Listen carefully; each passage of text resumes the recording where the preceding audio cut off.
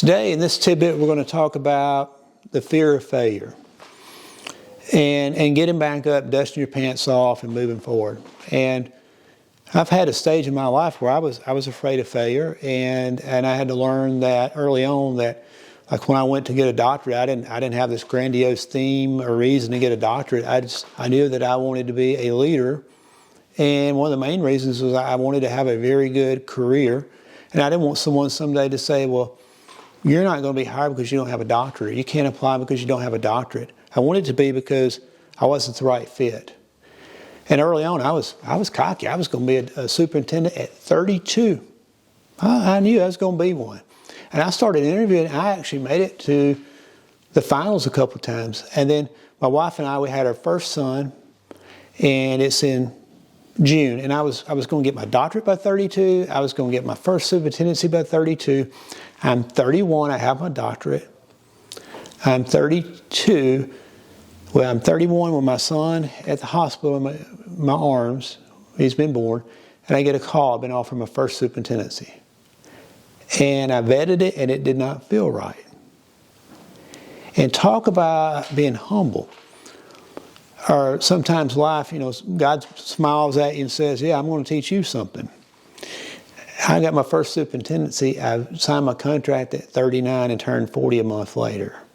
And there was a time there where I had an interview, and I was older too. It wasn't just 32. I was like 35 or 6. I'd interview and get to the finals and be in a community interview. One interview, the mayor was like, oh, you're going to be our soup. Another place, they were all excited.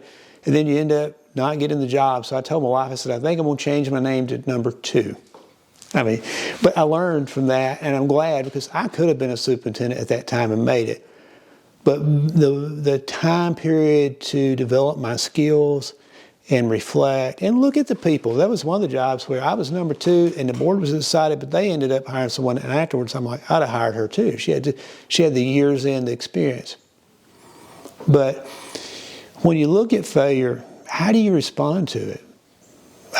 For some reason, I've been blessed with not taking it personally and being able to say, hey, I'm going to learn from it. It's not about me. It's about the position. And I've had friends, and you have too if you're in leadership, that really you can't see anything they've done wrong, and it's just the decision makers want to go in a different direction, and that happens. But when you're looking at that, there are some great people out there that have recovered. If you look at Oprah Winfrey today, Oprah's giving cars away, watches away. Oprah, if you're watching this video, a nice Rolex would be wonderful. I've served children my whole life. A Rolex would be good. But if you look, Oprah was fired from a TV station for being unfit for TV.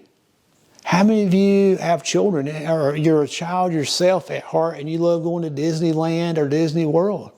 Disney was fired for not having an imagination. So if Walt Disney's fired for not having an imagination, if Oprah is fired for not having the right TV personality, then you look at what she did. And then more importantly in this lesson, looking at leaders that are out there, there's times where it can be yours. You can love it. You can be passionate about it. You can have purpose. And it can be your core DNA is in this organization.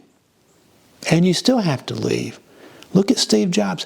He started with Wozniak in a garage, Apple. He's the founder of Apple, and he was fired by Apple. Then years later, he was brought back. But if Steve Jobs can be fired as creative as he is, as a leader, there may be a time where something like that happens. But don't ever let the fear of failure, if you're ever not yourself and you're not afraid to take risks, and you're not afraid, if you start being afraid of doing what's right, you're not going to maximize your potential. You're not going to maximize your team's potential.